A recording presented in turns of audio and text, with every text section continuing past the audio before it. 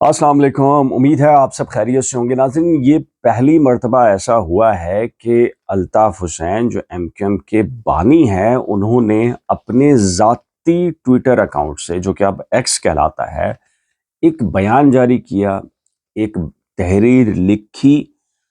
हमेशा ही से उनके जो मुखालफिन हैं, सियासी कारकुनान हों या रहनुमा, उन पर गद्दारी समेत बहुत ही संगीन नौयत के इल्ज़ामात लगाते चले आए हैं, लेकिन ये पहली मर्तबा ऐसा हुआ है कि अल्ताफ़ हुसैन के अपने जो चाहने वाले हैं, उनके सपोर्टर हैं, उनके जो कारकुनान हैं, जो तवील अरसे से उनके साथ वाबस्तगी रखते रहे, उन्होंने अल्ताफ़ हुसैन का साथ छोड़ने का ऐलान कर दिया इस बयान के बाद। और ना सिर्फ मजम्मत की है, बल्कि ये कहा है कि आज के बाद उनका अल्ताफ़ हुसैन से ताल्लुक़ जो है वो टूट रहा है, जिसके बाद अल्ताफ़ हुसैन ने उस ट्वीट को डिलीट कर दिया है। जी हाँ, ये बहुत ही इम्पोर्टेंट मामला इसलिए है कि जो माज़ी में इससे पहले जो उनके मुखालफिन तो ये दावा करते रहे, लेकिन अब मोदी को जो उन्होंने मुखातिब करके उनसे मदद मांगी, तो उसके बाद उनके अपने जो साथी हैं उन्होंने भी उनका साथ छोड़ दिया और अल्ताफ़ हुसैन ने उस ट्वीट को डिलीट कर दिया। यहाँ पूरी ये जो कहानी है, इसमें जो एमक्यूएम लंदन राब्ता कमेटी, यानी कि वो जो रुफ़ का अल्ताफ़ हुसैन के गिर्द हैं, उन पर एक बहुत ही क्वेश्चन मार्क है। वो क्वेश्चन मार्क क्या है, मैं आगे चलकर आपको बताऊंगा। और उस पर सोशल मीडिया पर बहुत बात हो रही है। जो ओवरसीज जो एमक्यूएम लंदन के जो कारकुनान हैं, सपोर्टर्स हैं, वो खुलकर इस पर बात कर रहे हैं, बात करते हैं। लेकिन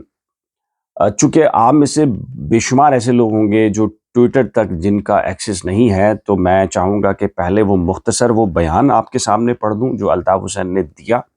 और फिर जिस पर जो रद्द अमल का इजहार किया जिन कारकुनान की जानिब से और लाताल्लुकी की गई, वो भी आपके सामने। और फिर ये जो राब्ता कमेटी का मामला है, क्वेश्चन मार्क, इस पर बात करेंगे। तो सबसे पहले मैं आपको अल्ताफ़ हुसैन साहब का जो आप कहें कि बयान है, वो पढ़ के बताऊंगा और फिर आगे चलते हैं। अल्ताफ़ हुसैन साहब ने ये जो पोस्ट की है ट्विटर अकाउंट पर, एक्स पर, तो वो कहते हैं कि एमक्यूएम के बानी और कायद अल्ताफ़ हुसैन ने पीर 26 मई 2025 को अपने लाइव खिताब में नरेंद्र मोदी को मुखातिब करते हुए कहा। ये अब उनके ज़ाती अकाउंट पे लिखा हुआ है, ये कोई नहीं कह सकता कि ये किसी और ने तहरीर किया। खुद अल्ताफ़ हुसैन साहब का जो अकाउंट है उससे ये तहरीर हुआ है। मोहतरम नरेंद्र मोदी साहब, वज़ीर आज़म इंडिया, आदाब। मैं आपके इस मौक़िफ़ से ना सिर्फ सहमत हूँ, बल्कि आप मज़लूम बलोच अवाम के हक़ में पब्लिकली आवाज़ उठाते हैं, बल्कि इस जुर्रत और हिम्मत पर आपको खराज तहसीन भी पेश करता हूँ। मगर अफ़सोस के साथ कि आपकी खिदमत में ये भी अर्ज़ करना चाहता हूँ कि पाकिस्तान की मिलिट्री इस्टेब्लिशमेंट ने तक़सीम हिंद के बाद हिंदुस्तान से आने वाले महाजरों और उनकी औलादों को आज तक ना सिर्फ ये पाकिस्तानी तस्लीम नहीं किया, बल्कि पाकिस्तान में रहने वाले महाजरों और मज़लूम कौमियतों के हकूक़ के लिए आवाज़ उठाने वाली वाहिद सियासी जमात। मुत्तहदा कौमी मूवमेंट के ख़िलाफ़ बार बार फ़ौजी ऑपरेशन किए, 25,000 से ज़ायद महाजरों का कत्ल किया और हज़ारों महाजरों को उनके वालिदैन के सामने गिरफ़्तार किया, जो आज तक लापता हैं। बात यहीं तक ख़त्म नहीं हो जाती, बल्कि 23 मई 2025 को पाकिस्तानी नज़ाद अमरीकियों ने हालिया पाकिस्तान जो भारत जो कशीदगी है, अब अल्ताफ़ हुसैन ने ये लिखा है कि पाकिस्तान नज़ाद अमरीकियों ने हालिया पाक भारत जंग में पाक फ़ौज की खुद साख्ता, यानी कि अल्ताफ़ हुसैन कह रहे हैं कि पाकिस्तान की कोई फ़तह नहीं हुई, लेकिन खुद साख्ता जो उन्होंने जीत पर यौम तशक्कुर मनाने के सिलसिले में जो अमेरिका में एक तकरीब की, जिसमें जो ह्यूस्टन में जो पाकिस्तानी जो कौंसल जनरल हैं आफ्ताब चौधरी मेहमान ख़ुसूसी थे, उन्होंने अपने ख़िताब में 5 मिनट की एक डॉक्यूमेंट्री चलाई। मैं तवील नहीं पढ़ रहा, जो उसका खुलासा बयान कर रहा हूँ। तो उसमें वो ये कहते हैं कि चूँकि वो अल्ताफ़ हुसैन साहब के ख़िलाफ़ थी, तो उन्होंने ये कहा कि उस वीडियो में ये तासुर दिया गया कि अल्ताफ़ हुसैन और जो 7 करोड़ जो महाजिर हैं वो गद्दार हैं। तो मोदी को मुखातिब करते हुए अल्ताफ़ हुसैन ने ये कहा है कि जी, मेरी आपसे मोदमाना दरख्वास्त है कि आप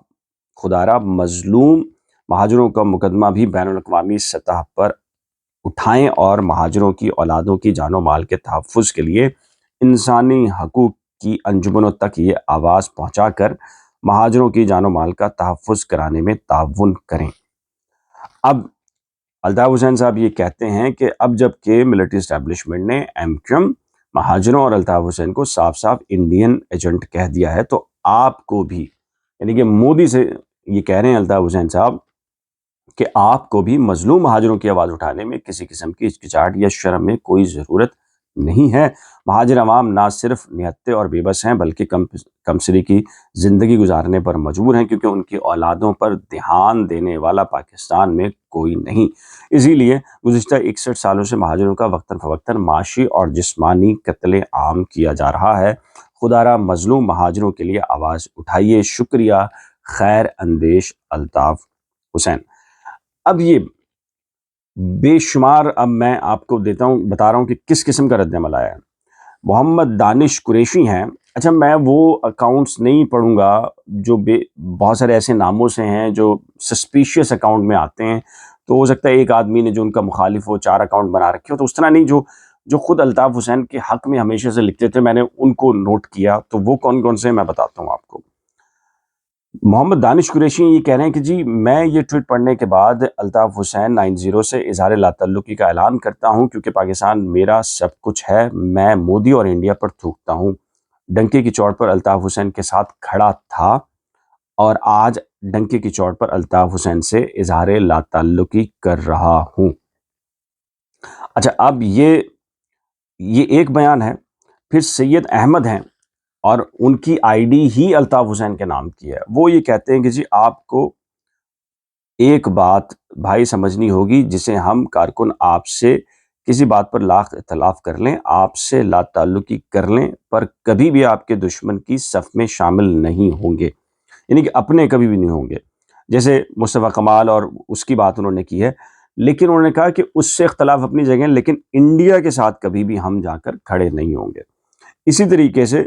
رمیسا محسنی ہے، نام غلط ہو سکتا ہے میں پڑھ لوں، انہوں نے یہ کہا کہ اس وقت جب انڈیا کے ساتھ کوئی نہیں اور پاکستان کی پالیسیوں کی بین الاقوامی سطح پر پذیرائی ہو رہی ہے، تو ہم کیوں اس سے الگ ہونا چاہتے ہیں؟ جب سب کچھ چھوڑ کر ہجرت کر لی تو واپس وہیں مڑ کر دیکھنے کا کیا فائدہ؟ میڈیا کا دور ہے، اب دشمن دوست سب کھل کر نظر آتے ہیں۔ اچھا اب اس کے بعد بہت سارے اور ہیں جو نامناسب بھی ہیں، تو میں ان کو نہیں پڑھنا چاہ رہا، تو میں جو الفاظ کا مناسب استعمال ہے صرف اس کو پڑھنا چاہ رہا ہوں۔ تو یہ اس طرح کے لوگ ہیں۔ اچھا اس میں جو بہت سارے لوگوں نے یہ بات کہی ہے کہ جو امریکہ میں جو تقریب ہوئی جہاں پر الطاف حسین کے خلاف وہ ویڈیو دکھائی گئی ہے، اس تقریب میں بہت سارے سوشل میڈیا ایکٹیوسٹ جو ایم کیو ایم لندن ہی سے جن کا تعلق ہے، وہ یہ کہہ رہے ہیں کہ وہاں پر ایم کیو ایم لندن رابطہ کمیٹی کے بھی لوگ تھے، انہوں نے وہاں کھڑے ہو کر احتجاج کیوں نہیں کیا؟ اور بہت ہی آپ کہیں کہ ایک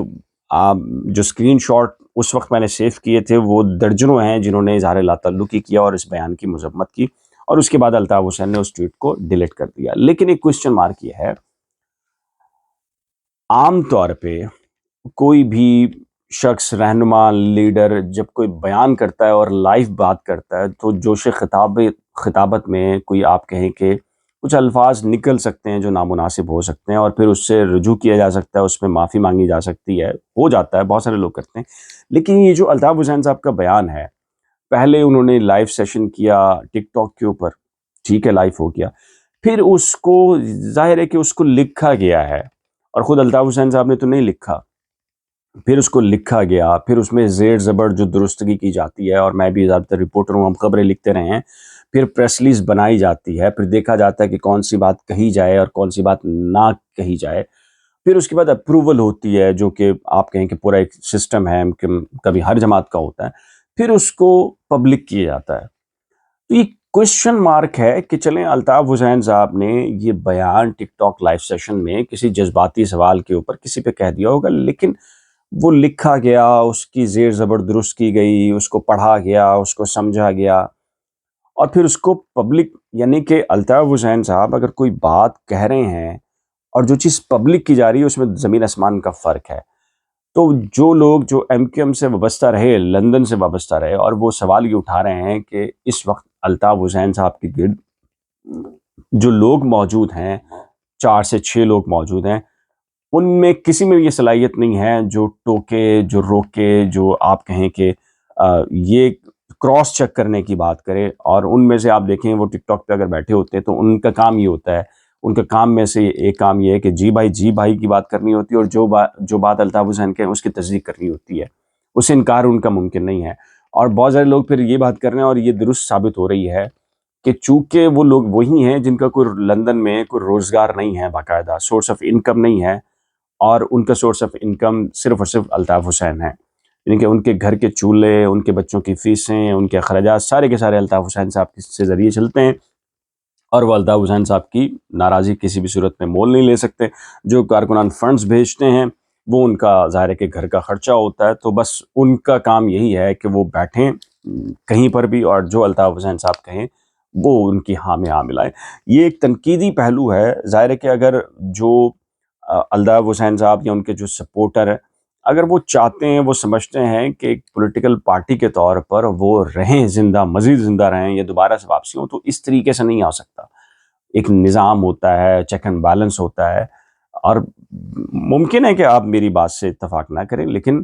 جو طریقہ کار ہے مروجہ تھا وہ تو یہی ہے کہ ظاہر ہے کہ ایک لائیو سیشن میں بات ہونا اور ایک